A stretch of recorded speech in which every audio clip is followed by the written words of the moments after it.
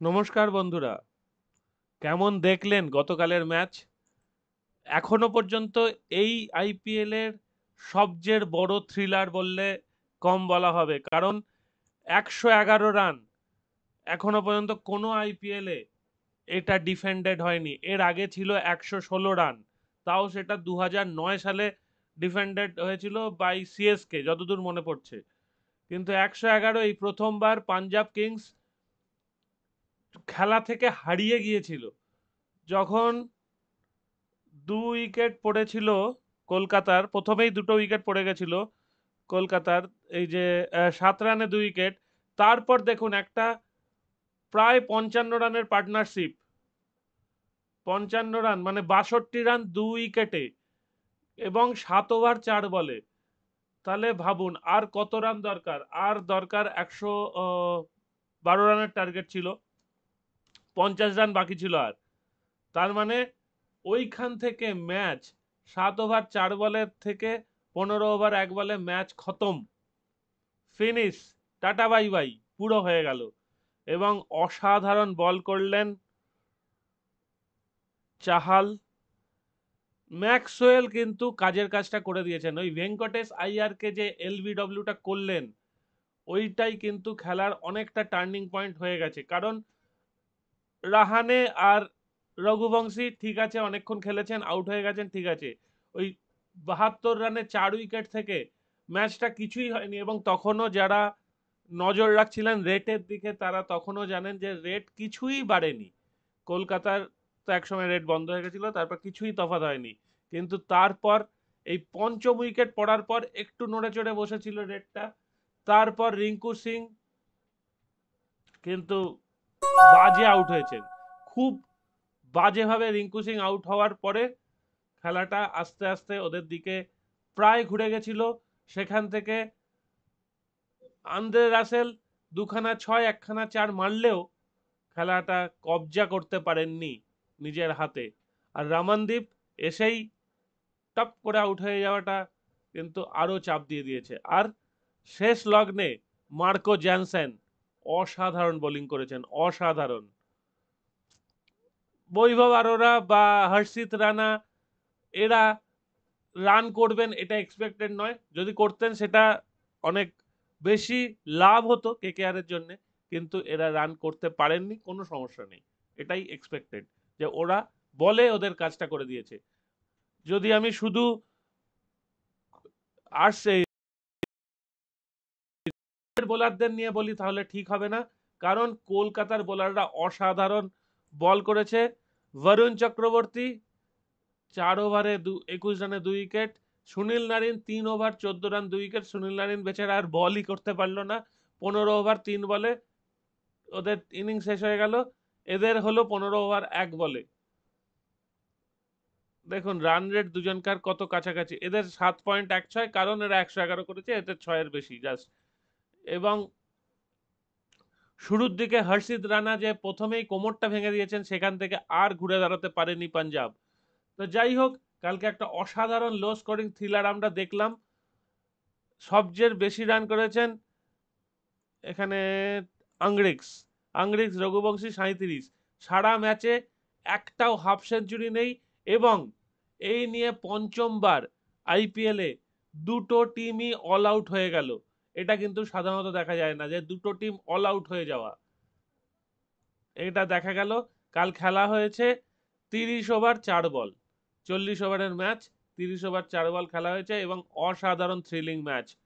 অনেক দিন মনে থাকবে ম্যাচটা। আপনাদের কেমন লাগলো সেটাও অবশ্যই জানাবেন। এবার আমার কয়েকটা প্রশ্ন আছে, যে আমি রোজ তো লিখতে পারছি না ওয়েবসাইটে। ওয়েবসাইটটা কি বাংলায় লিখলে সুবিধা হবে আপনাদের, না ইংরেজিতে থাকলেও কোনো অসুবিধা নেই? কারণ আমি তো তেমন কিছু লিখি না, তথ্য দিই শুধু। তো সেটা আপনারা জানাবেন যে ওয়েবসাইটটা কিসে থাকলে সুবিধা। এই যে আমার ওয়েবসাইট, স্পোর্টিংলি ইয়োর্স,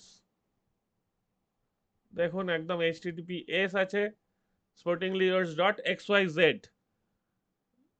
দেখুন ঝটঝট করে খুলছে। দেখুন এই যে এই ওয়েবসাইটটা আপনাদের জন্য বানিয়েছি। যে যাতে করে আপনারা কিছু খেলার খবর রাখতে পারেন। এখানে অনেকগুলো সেকশন আছে, সব সেকশনে লেখা হয় না। বিশেষ করে প্রেডিকশন সেকশন আছে, আইপিএল ফান ফ্যাক্টসে আজকে কিছু লেখার আছে, সেটা আমি লিখতে চাইবো। দেখা যাক, যদি সময় পাই আমি সেগুলো লিখবো। তো সেগুলো মাঝে মাঝে পড়ুন। এবং যেটা বলার সেটা হচ্ছে যে এইখানে দেখবেন লেখার মাঝে মাঝে ধরুন কোনো একটা লেখা খুললেন, এই যে লেখা খুললেন, এখানে একটু স্ক্রল ডাউন করে বা উপরেও দেখবেন একটা অ্যাড মতো আছে।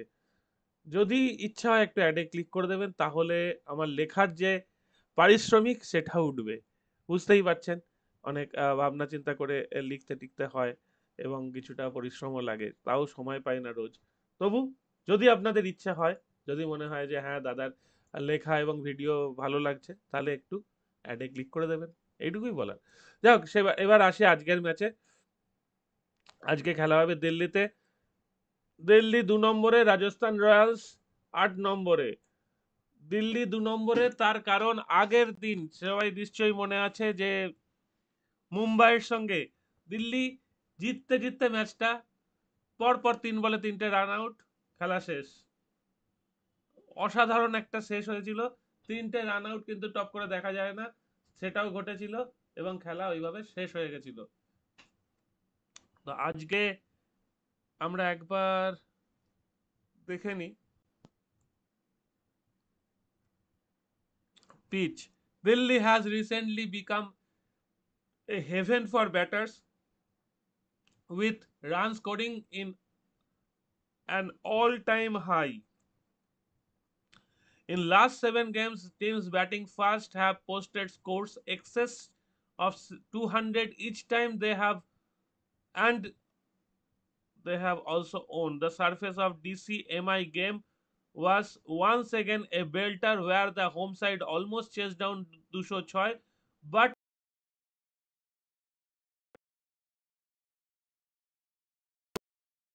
Brendu Hasaranga, Nigam, Kuldeep, Mahesh Thiksana into a game. The temperature is likely to hover around the mid to late 30 on the Celsius scale, but evenings are expected to be cooler.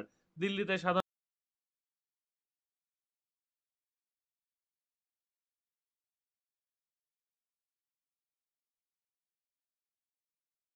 তারা নিশ্চয়ই এই ব্যাপারটা পরে একটা ঠান্ডা অনুভব, বেশ ভালো লাগার মতো জায়গা। যাক, আজকে কি কি হতে পারে আমরা টিমটা তো দেখে নিই। তার আগে যেটা দেখবো একটু, কি হলো এটা, তার আগে যেটা বলবো সেটা হচ্ছে তাদের পজিশন। একজন 2 নম্বর, একজন 8 নম্বর। দিল্লি এখনো পর্যন্ত একটাই ম্যাচ মাত্র হেরেছে, তাও আবার 3টে রান আউটের ফলে। এবং মুম্বাইয়ের কাছে ওই ম্যাচটা না হারলে মুম্বাই কিন্তু অনেক তলানিতে চলে যেত এবং দিল্লি 1 নম্বরে থাকতো। তো আজকে এই পরিস্থিতি হচ্ছে, দিল্লি 5 ম্যাচে 4 জেতা।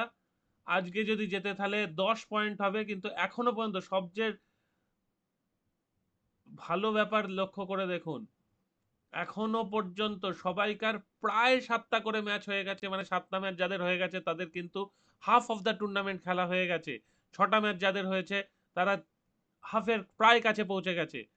কেউ কিন্তু এখনো 10 ছোঁয়নি। হাফ অফ দ্য টুর্নামেন্টে সবাইকার পয়েন্টের তফাৎ হচ্ছে 4। যে সবচেয়ে তলায় আছে তার থেকে যে সবচেয়ে উপরে আছে তার সঙ্গে পয়েন্টের ডিফারেন্স মাত্র 2টো ম্যাচের। সুতরাং আজকে আর জিততে পারে, তবে দিল্লির জেতার চান্সটা একটু বেশি। দিল্লি হয়তো প্রথম টিম যে 10 পয়েন্টে যেতে চলেছে, হয়তো হয়তো বলছি কারণ আর কিছুটা ছন্দে ফিরে আসছে আস্তে আস্তে, কিন্তু দিল্লি পুরোপুরি ছন্দে আছে। তবে দিল্লির একটা ঘটনা ঘটবে যেটা আমার মনে হয়, দিল্লি এই রকম একটা খুব দুর্ধর্ষ বাজে পারফর্ম করবে কোনো একটা ম্যাচে, কারণ দিল্লির ওপর সবাইকার একটা আস্থা আছে যে দিল্লি ব্যাট করতে নামলেই 180-200 অবভিয়াসলি হয়ে যাবে। কারণ দিল্লি যেভাবে প্রথম ম্যাচটা জিতে সবাইকার মনের মধ্যে একটা আশা জাগিয়েছে, সেটা কিন্তু দুর্দান্ত। আজকে আমি দুটো প্লেয়ারের খেলা দেখার জন্য ভীষণভাবে ওয়েট করব, দিল্লির বিশেষ করে করুণ নায়ার এবং আশুতোষ শর্মা।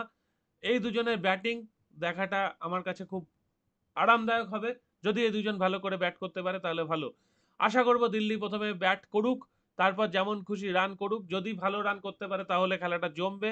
আর যদি কালকের মতো হয় তাহলে কিন্তু রোজ রোজ কিন্তু লো স্কোরিং থ্রিলার হবে, সেটা নাও হতে পারে। ধরুন আজকে দিল্লি 150 রানে গুটিয়ে গেল, তাহলে হয়তো সেই ম্যাচটা বার করে দিতে পারে, কারণ এর স্পিনিং অ্যাটাক ভালো আছে। ওয়েন্দু হাসারাঙ্গা, মহেশ থিকসানা দুটো ভালো স্পিনার আছে। এদের কিন্তু ভিভরাজ নিগম খারাপ স্পিনার নয়, কুলদীপ যাদব তো দুর্দান্ত স্পিনার, এছাড়া আকসার প্যাটেল ভালো স্পিনার, মোহিত শর্মা আর মুকেশ কুমার ঠিকঠাক বল করছেন। সুতরাং এদের পাঁচজন, মিচেল স্টার্কের কথা বাদ দিই কি করে, পাঁচজন ছজন সলিড বোলার আছেন, তার মধ্যে থেকে মাত্র 20 ওভার বার করতে হবে। সুতরাং কোনো একজন বোলার যদি মার খেয়েও যায় তাহলেও সমস্যা নেই। আর এদের বোলার আছে 1 2 3 4 5, পাঁচজন পুরো বোলার আছে। সুতরাং সবাইকে ভালো করে বল করতে হবে। হ্যাঁ, নীতিশ রানা এবং রিয়ান পরাগ আছেন, তারা সময় সময় হাত ঘোরান, এবং রিয়ান পরাগ স্পিনিং ট্র্যাক পেলে ভালোই হাত ঘোরান, মানে 3 ওভার বা 4 ওভারও করে ফেলতে পারেন। নীতিশ রানা 1 2 ওভার বল করছেন। সুতরাং ফুল টাইম পাঁচজন বোলার আর পার্ট টাইম দুজন বোলার নিয়ে রাজস্থান রয়্যালস নামছে।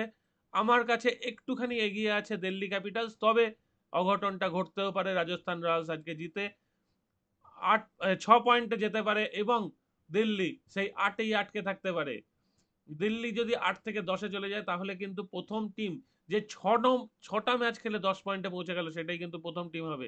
7টা ম্যাচ খেলে এখনো পর্যন্ত 8 পয়েন্ট, আর দিল্লি 5টা ম্যাচ খেলে 8 পয়েন্ট। সুতরাং পুরো টেবিলটা জমে গেছে, ফাটাফাটি জমে গেছে, এবং খেলা আজকে আরো জমে যাবে আশা করছি। খুব ক্লোজ কন্টেস্ট হলে দারুণ লাগবে। হাই, গতকাল যেটা হয়েছে লো স্কোরিং থ্রিলার, আজকে একটা হাই স্কোরিং থ্রিলার এক্সপেক্ট করতে পারছি হয়তো। তো সেটাই দেখা যাক কি হয় না হয়। আমি চেষ্টা করব লেখার এবং আপনাদের আপডেটস দেওয়ার। Thank you very much for watching. Tata.